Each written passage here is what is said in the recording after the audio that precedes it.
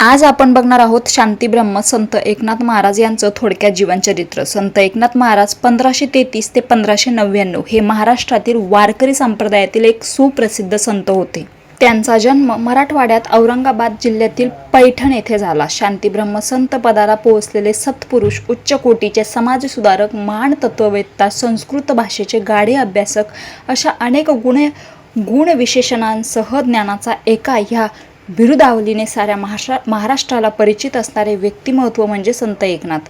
जनार्दन एकनाथ खांबदिदला भागवत ऐसे ज्याचे वर्णन केले जाते, ऐसे नाथराय आदर्श गृहस्थश्रमी, माय मराठीचे सुपुत्र, व्युत्पन्नमती पंडित, दयेचा सागर या शब्दातही त्यांचे वर्णन करता येईल। संत एकनाथांनी देवगिरी म्हणजे दौलताबादच्या जनार्दन स्वामींना आपले गुरु मानले। त्यांच्याकडूनच एकनाथांनी वेदांत, योग, भक्तियोग यांचे शिक्षण घेतले। बराचसा काळ ध्यान आणि वेदाध्ययनात घालवला। गुरूंबरोबर तीर्थयात्रा केल्यानंतर त्यांनी गृहस्थाश्रम स्वीकारला। गिरिजाबाई हे त्यांच्या पत्नीचे नाव। एकनाथांचे मूळ पुरुष भास्करपंत कुलकर्णी हे प्रतिष्ठान उर्फ पैठण नगरीत राहणारे होते। संत भानुदास हे एकनाथांचे पंजोबा, ते सूर्याची उपासना करीत। श्री संत एकनाथांच्या वडिलांचे नाव सूर्यनारायण होते, आईचे नाव रुक्मिणी होते। एकनाथांचा जन्म शक्य 1450 ते 1455 या दरम्यान झाल्याचे मानले जाते। दुर्दैवाने त्यांना आईवडिलांचा सहवास फार काळ लाभला नाही। त्यांचे पालनपोषण आजोबांनी केले। चक्रपाणी आणि सरस्वती हे त्यांचे आजोबा व आजी होत्या।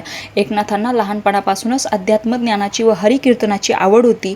एकनाथांचे गुरु सद्गुरू जनार्दन स्वामी हे देवगड म्हणजे देवगिरी येथे यवन दरबारी अधिपती होते। हे मूळचे चाळीसगावचे रहिवासी। त्यांचे आडनाव देशपांडे होते। ते महान दत्त उपासक होते।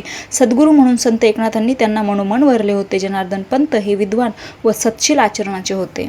नाथांनी अथक परिश्रम करून गुरुसेवा केली आणि साक्षात दत्तात्रेयांनी त्यांना दर्शन दिले असे म्हणतात। आत्मबोध, पूर्ण गुरुकृपा आणि भगवंत दत्तात्रेय यांचे दर्शन यामुळे नाथांचे जीवन धन्य झाले। नाथांनी अनेक तीर्थयात्राही केल्या। नाथांनी एका सद्गुणी व सुलक्षणी मुलीशी विवाह केला। ही मुलगी पैठणजवळच्या वैजापूरची होती। एकनाथ आणि गिरिजाबाई यांना गोदावरी व गंगा या 2 मुली व हरी नावाचा मुलगा झाला। त्यांचा हा मुलगा हरिपंडित या नावाने प्रख्यात झाला। तो परंपरेचा अतिशय अभिमानी होता। त्यांचे नाथांचे शिष्यत्व पत्करले। एकनाथांनी समाधी घेतल्यानंतर हरिपंडितांनी नाथांच्या पादुका दरवर्षी आषाढी वारीसाठी पंढरपुरास नेण्यास सुरुवात केली। कवी मुक्तेश्वर हे नाथांचे मुलीकडून नातू होत। संत ज्ञानेश्वरांच्या नंतर सुमारे 250 वर्षांनी नाथांचा जन्म झाला। अतिशय प्रतिकूल परिस्थिती होती। यवनांचे राज्य होते। याच दरम्यान विजयनगरचे हिंदू साम्राज्य बुडाले होते। संपूर्ण समाज कर्तव्यच्युत झालेला होता। स्वधर्म, स्वराष्ट्र, स्वराज्य याविषयी सर्वत्र अज्ञानाचे वातावरण होते। कर्मकांड, कर्मठपणा यावर जास्त भर होता। भर दिवसा स्त्रिया बाटविल्या जात होत्या। धर्मावर अत्याचार होत होता। अशा बिकट समयी नाथांनी समाज सुधारण्यासाठी जगदंबेला साद घातली। बये दार उघड असे म्हणत नाथांनी भारुड, जोगवा, गवळणी, गोंधळ यांच्या सहाय्याने जनजागृती केली। संत एकनाथ हे संतकवी, पंथकवी, संतकवी होते। रंजन व प्रबोधन करत अधपतित समाजाला त्यांनी सन्मार्गावर आणले। महाराष्ट्राचा पुरुषार्थ जागविला। ते एका जनार्दना म्हणून स्वतःचा उल्लेख करत, एका जनार्दन ही त्यांची नाममुद्रा आहे।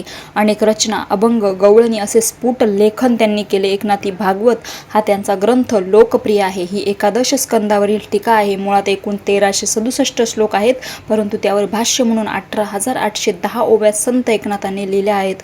मूळ भागवत 12 स्कंदांचे आहे। हे व्यासकृत काव्य अतिशय प्रासादिक आहे। नाथांनी लिहिलेल्या भावार्थ रामायणाच्या सुमारे 40,000 ओव्या आहेत। त्यांचे रुक्मिणी स्वयंवर अत्यंत लोकप्रिय होते। नाथांची दत्ताची आरती ही त्रिगुणात्मक त्रयमूर्ती तत्व हा जाण प्रसिद्ध आहे।